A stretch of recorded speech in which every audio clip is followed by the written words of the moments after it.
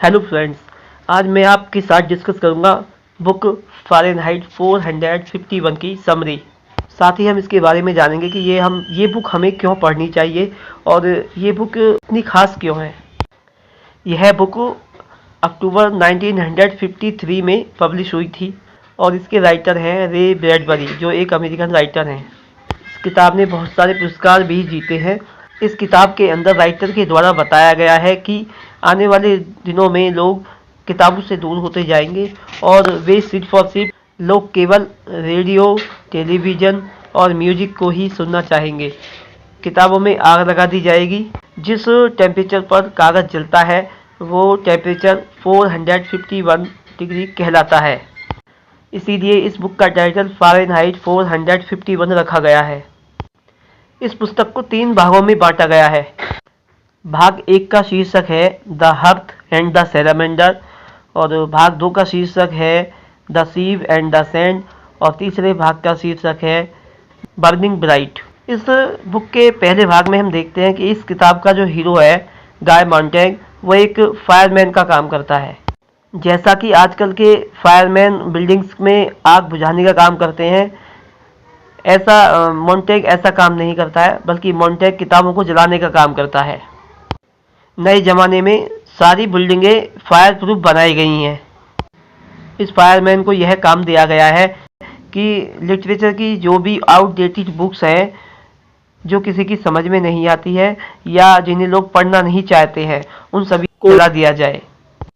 इन किताबों को पढ़कर लोगों का मूड अपसेट हो जाता है या वो काफ़ी डिप्रेस हो जाते हैं या फिर वे कुछ सोचने के लिए मजबूर हो जाते हैं। इस बुक के अंदर ये दिखाया गया है कि लोगों की सोचने और समझने की जो क्षमता है वो काफ़ी कम हो गई है और वे हर चीज़ टेलीविज़न या मीडिया के थ्रू ही देखकर समझना चाहते हैं। मिस्टर मॉन्टेग एक शादीशुदा व्यक्ति हैं, लेकिन उनके अभी कोई संतान नहीं है। एक रात जब वो वापस घर लौट रहे होते हैं, इनकी मुलाकात एक लड़की से होती है जिसका नाम क्लैरिस है। क्लैरिस एक टीनेजर है और बहुत ही खुले विचारों की लड़की है। वह गाय मॉन्टेग से तरह तरह के क्वेश्चन करती है, जिससे मॉन्टेग सोचने पर मजबूर हो जाते हैं। उन्होंने क्वेश्चन करना और सोचना बिल्कुल ही छोड़ दिया था और वह एक रोबोटिक लाइफ जी रहे थे। मॉन्टेग जब घर पहुंचते हैं तो उन्हें पता चलता है कि उनकी पत्नी ने काफ़ी सारी नींद की गोलियां खा ली हैं और सुसाइड करने की कोशिश की है, क्योंकि उनकी पत्नी टीवी पर बहुत ही लाउड आवाज़ में म्यूजिक सुनती है या फिर टीवी पर प्रोग्राम वगैरह देखती रहती है और लाउड आवाज़ में म्यूजिक वगैरह सुनती रहती है। उसके ट्रीटमेंट के लिए मॉन्टेग मेडिकल हेल्प को बुलाते हैं और आकर उसकी पत्नी का दूषित खून निकालकर उसमें प्योर ब्लड पंप कर देते हैं। तभी मॉन्टेग को किसी दूसरे व्यक्ति की सुसाइड के बारे में पता चलता है, जो शहर में ही कहीं दूसरी जगह पर हुई है और उसी के ट्रीटमेंट के लिए वो मेडिकल चेकअप करने वाली की जो टीम है वो वापस जा रही है। जब मॉन्टेग अपने घर से बाहर आता है तो देखता है कि क्लैरिस के फैमिली वाले आपस में बातें कर रहे हैं कि ज़िंदगी कितनी बेकार है। लोगों ने पढ़ना लिखना बिल्कुल ही छोड़ दिया है और लोग बिल्कुल इलिटरेट यानी अनपढ़ की तरह व्यवहार करते हैं। उनकी बातों को सुनकर मॉन्टेग सोचने लगता है कि किस प्रकार उसकी पत्नी हाल ही में मरते मरते बची है। क्लैरिस और मॉन्टेग अब रोज़ाना मिलने लगते हैं। रात को वॉक करते समय क्लैरिस मॉन्टेग से बहुत सारे क्वेश्चंस करती है। वह बताती है कि लोग उसकी क्वेश्चन करने की जो आदत है और उसके मॉडर्न ज़माने के जो ख़यालात हैं, उसकी इस आदत को लोग पसंद नहीं करते हैं। लोग सोचते हैं कि मुझ में दिमागी रूप से कुछ प्रॉब्लम है और मुझे साइकियाट्रिस्ट यानी मनोचिकित्सक के पास अपने दिमाग का इलाज कराने के लिए जाना चाहिए।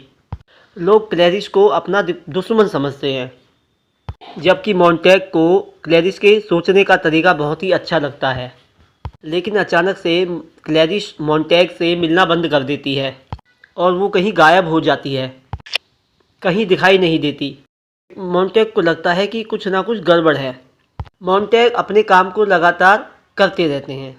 लोग सिर्फ किताबों को ही आग नहीं लगाते थे, बल्कि उस घर के अंदर, जिसके अंदर भी वो किताबें रखी होती थी, या उस जगह जहाँ पे वो किताबें रखी होती थी, उस पूरी जगह को मिट्टी के तेल के द्वारा बम का यूज करके उस पूरे के पूरे घर को ही किताबों के साथ जला दिया जाता था। ऐसी ही एक बूढ़ी महिला होती है जिसके घर में ऐसी ही बहुत सारी प्रतिबंधित किताबें होती हैं जिन्हें गवर्नमेंट ने रखने के लिए मना किया हुआ था। मोंटेग और उसके साथी जाते हैं और उस घर में जाकर आग लगा देते हैं। वह बूढ़ी वही महिला घर से बाहर जाने के लिए मना करती है और वह बेचारी उसी घर में जलकर मर जाती है किताबों के साथ ही। इस घटना का मोंटेग के दिमाग पर काफ़ी गहरा असर पड़ता है और वह अंदर तक हिल जाता है। किस तरह एक बूढ़ी महिला ने किताबों के लिए अपनी जान दे दी। मोंटेग उस बूढ़ी महिला के घर के अंदर जाता है और वहाँ से कुछ किताबें चुराकर अपने पास रख लेता है, जबकि फायरमैन्स को अपने पास किताबों को चोरी करके रखने का अलाउ नहीं है। वह अपने घर आते हैं और घर आकर उन किताबों को अपने एसी के तख्त के नीचे छिपा देते हैं। बुक के अंदर दिखाया गया है कि जो फायरमैन्स हैं उनके जो हेल्पर्स होते हैं वो हाउंड डॉग हैं, और ये हाउंड डॉग इस तरह के हाउंड डॉग नहीं है जिस तरह की आर्मी के साथ होते हैं। ये ओरिजिनल हाउंड डॉग नहीं है, बल्कि ये उसका रोबोटिक वर्जन है। ये जो हाउंड डॉग है ये 8 पैरों वाले हैं। इन हाउंड डॉग के अंदर बहुत सारी शक्तियां हैं और इनका सबसे खास काम है कि ये पता लगाना कि कौन लोग किताबों को छुपाकर या चुराकर और अपने पास रखते हैं और उन्हें पढ़ते हैं, और फिर उसकी जानकारी ये फायरमैन को देते हैं। इन हाउंड डॉग्स के पास वेपन्स भी पाए जाते हैं। ये हाउंड डॉग फायरमैन्स को उन घरों के बारे में बताते हैं जिन घरों के अंदर ये किताबें या तो रखी हुई हैं या फिर चोरी छिपे पढ़ी जाती हैं, और ये फायरमैन्स वहां जाकर उन किताबों को जला देते हैं या उन घरों को किताबों समेत जला देते हैं। रात को सोते समय मोंटेग अपनी पत्नी मिल्ड्रेड से क्लैरिस के बारे में पूछता है कि क्या तुम्हें क्लैरिस के बारे में कुछ पता चला। उसकी पत्नी उसे बताती है कि हाँ, कुछ दिनों पहले ही क्लैरिस का एक तेज आती कार से एक्सीडेंट हो गया था और वह मर गई थी। तभी मोंटेग को हाउंड डॉग के गुर्राने की आवाज़ सुनाई देती है और उसे लगता है कि ये जो आवाज़ है उसके घर के पास से ही आ रही है।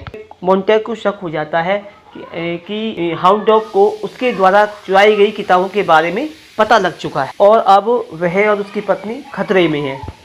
अगली सुबह मिल्ड्रेड उठकर अपनी दिनचर्या के कामों में लग जाती है, जैसे कि ब्रेकफास्ट वगैरह बनाना और भी घर के ज़रूरी काम करना। लेकिन तभी वो अपने टीवी को ऑन करती है और टीवी की जो स्क्रीन है वो काफ़ी बड़ी है। जब वो उसको देखती है उनके प्रति आकर्षित हो जाती है और वो सारे कामों को भूल जाती है और उसमें खो जाती है। मोंटेग अब अपनी सर्विस को छोड़ना चाहते हैं क्योंकि मोंटेग को बिल्कुल भी अच्छा नहीं लगा कि किस तरीके से उस बूढ़ी महिला ने किताबों के लिए अपने आप को उस आग के अंदर जला लिया। वह अपनी वाइफ से कहते हैं कि मैं अब यह जॉब नहीं करना चाहता, मैं यह जॉब छोड़ना चाहता हूँ। लेकिन मोंटेग की पत्नी डर जाती है कि कहीं ऐसा न हो कि मेरे पति की जॉब छूट जाए और मेरे टीवी को देखने का एक शौक़ है वो मुझसे छिन न जाए, क्योंकि वो उसकी बहुत ही ज़्यादा आदी हो चुकी थी। और वह अपने पति को जॉब न छोड़ने के लिए कन्विंस करती है। थोड़ी देर बाद मोंटेग के बॉस कैप्टन बीटी उसके घर आते हैं, क्योंकि उन्हें जानकारी मिल चुकी है कि मोंटेग ने अपने घर में कुछ किताबों को छिपाकर रखा हुआ है। कैप्टन बीटी मोंटेग को चेतावनी देते हैं कि अगर तुमने भी कोई किताब अपने घर के अंदर छिपाकर रखी है, या तो उसे 24 घंटे के अंदर वापस कर दो या उसे जला दो। अगर तुमने ऐसा नहीं किया तो दूसरे फायरमैन आएंगे और वो किताब के साथ साथ तुम्हारे घर को भी जला देंगे। इतना कहकर मोंटेग के बॉस वापस चले जाते हैं। उनके जाने के बाद मोंटेग अपनी पत्नी को बताते हैं कि हाँ, मैंने कुछ किताबें एसी के तख्त के अंदर छिपाकर रखी हुई हैं। मोंटेग की पत्नी कहती है कि जल्दी से उन किताबों को तुम जला दो। मोंटेग कहते हैं कि नहीं, पहले हमें उन किताबों को पढ़कर देखना चाहिए कि उनमें लिखा क्या है। यहाँ पहला पार्ट समाप्त होता है। बाकी की कहानी अगले वीडियो में डिस्कस करेंगे।